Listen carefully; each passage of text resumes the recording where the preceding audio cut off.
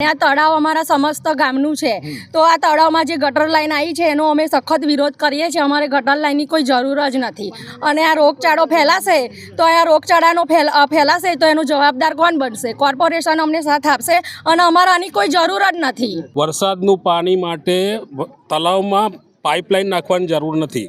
વરસાદનું પાણી એની જગ્યા કરી લે છે, તેમ છતાં તળાવના વિસ્તારમાં પાઇપલાઇન નાખી છે અને આ પાઇપલાઇન ખાનપુરના ગામ અને બીજી સોસાયટીઓ ખાનપુર બાજુ આવેલી છે એના માટે નાખેલી છે, એટલે ત્યાંથી ગંદુ પાણી આવે છે। અત્યારે વરસાદ ચોમાસું નથી, તેમ છતાં અત્યારના પીરિયડમાં નાખેલું છે અને એનું જે પાસ છે, એપ્રુવલ છે, એ અમને રજૂ કર્યું નથી। એટલે આ કોનો કોન્ટ્રાક્ટ છે, કેવી રીતે આપ્યો છે એ સેવા મને અમારા અહીં જે હાજર છે એ લોકોને ખબર નથી। વહીવટથી સેવાસીનો એક પાણી પીવાનું પાણી ટ્યુબવેલ તળાવની બાજુમાં આવેલો છે, તળાવની બાજુમાં એનું પાણી સપ્લાય સેવાસી ગામમાં થાય છે અને એક હનુમાનજીનો ટ્યુબવેલ છે, એમાં ગંદુ પાણી આવે છે, પીવાને લાયક નથી।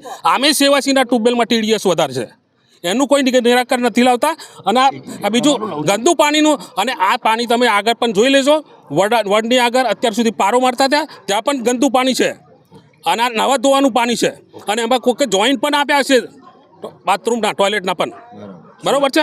એનો અમારે સખત વિરોધ છે અને બીજું તળાવમાં પાઇપલાઇનની જરૂર જ નથી વરસાદી પાણીની।